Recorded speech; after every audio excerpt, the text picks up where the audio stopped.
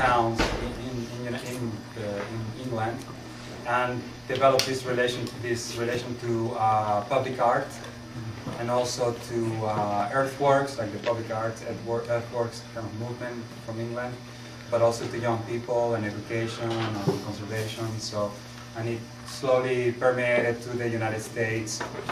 And there are several chapters throughout the country. There are about 19 affiliates all over the United States, and Gary is just one of those local affiliates. And so, yeah, and part of our funding for the projects with the young people in Gary, what we're doing in Gary is actually developing what we call the green teams.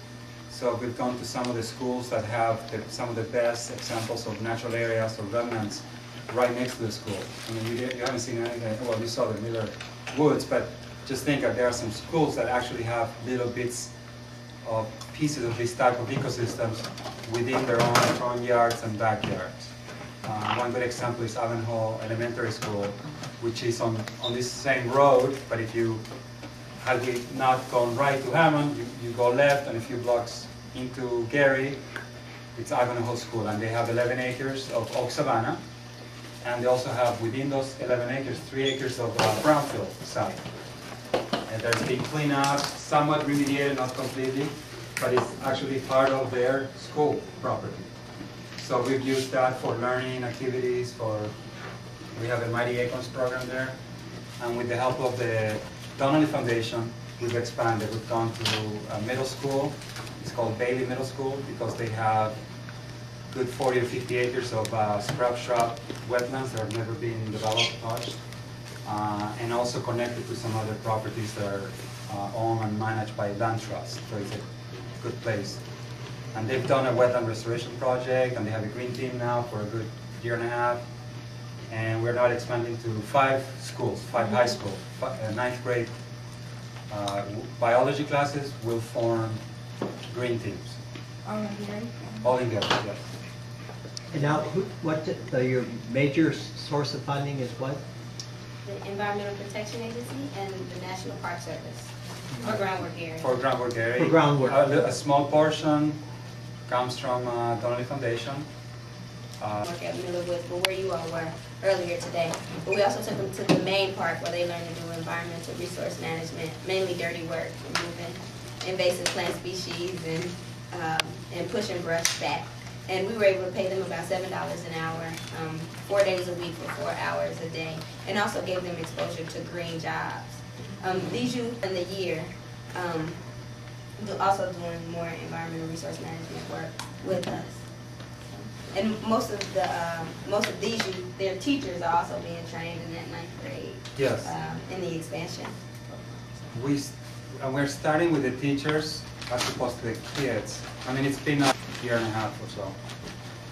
We have schools that are interested, and then the kids are organized and interested, and then things fall through. But you know, with a lot of the community projects, things come and go, and people change. But what we've done is we assess what we've done before, and now we're going after the teachers. We're going after 5 teachers that are very committed, 5 out of many others that we not interviewed, but really evaluated them or checked them out, really.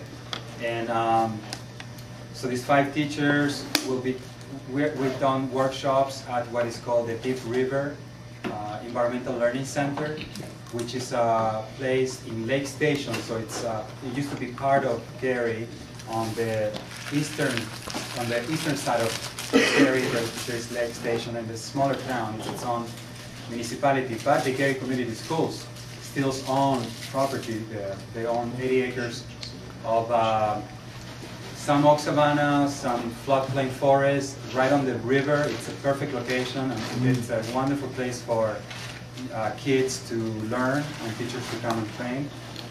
And we've done work with them. We've done teacher trainings. I mean, this may give you an idea. I have a picture there. Chapter 2 of our field trip today will be there, but I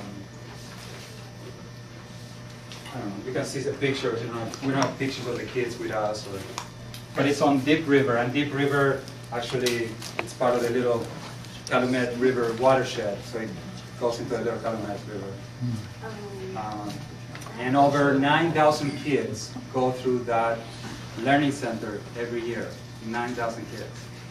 So it's about 100 plus kids a day, and there's only 2 teachers and a few volunteers. So we've really tried to work with the teachers so that not only they come and bring the kids and just have a couple of hours experience and everybody's scrambling to do the teachings and the activities, but also the teachers can be more proactive. Before they come, they can do a pre-visit, the post-visit. We are also working with them to shift their curriculum, the 9th grade curriculum, instead of having the ecosystems component of the biology curriculum at the 9th grade at the end of the school year, which depending on snow days and depending on how things go, sometimes they don't get to it. Instead of having it at the end of the curriculum, they are now going to do it at the beginning of the school year. So we're working with them now to, instead of, as they start with the cell and the organisms and the species, they can also start with some of the larger concepts of ecosystem science. So we'll see. It's Daniel, is that right at the mill, in that area where the mill is? It's south of the mills, no, a little bit farther. It's a beautiful site. It's amazing site. It's an amazing, yeah, it's one of those jewel, like this one, like, you find Gibson Woods in the middle of very urbanized roads, highways, yeah. I wanted to clarify again, what place did you say you employed the students at for the summer? At the Indiana Dunes National Lake Shore. National Shore, okay. The partnership with the National Park Service required that we take the youth to 2 national parks. So they worked most of the summer at the Indiana Dunes National Lake Shore, but then we also took them to an overnight camping trip at Sleeping Bear. Yeah. In Michigan. Beautiful area. Thank you.